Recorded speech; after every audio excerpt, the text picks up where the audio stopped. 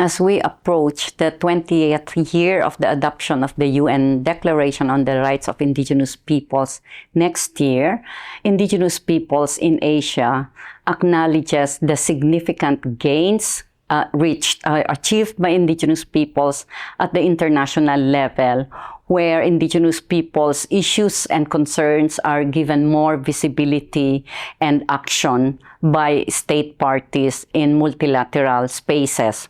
However, there's a very huge gap at the regional and at the national level.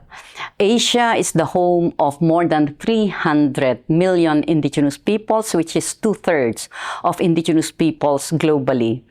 Yet majority do not have the legal recognition of our rights as affirmed by the UN Declaration on the Rights of Indigenous Peoples. So it is important for states to make laws and policies aligning this to the UN Declaration on the Rights of Indigenous Peoples and make sure that it is implemented properly, including the requirement for the free, prior, and informed consent of Indigenous peoples, the recognition of our rights to our lands, territories, and resources, our rights to our cultural heritage, and to self-determination. These are essential for our continued existence, survival, and dignity as Indigenous peoples in Asia. We hope that the states in Asia would come to terms with the reality that we exist as Indigenous peoples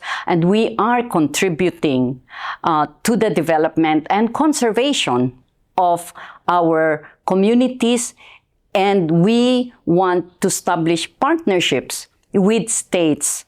as long as our rights are fully recognized, protected, respected, and promoted.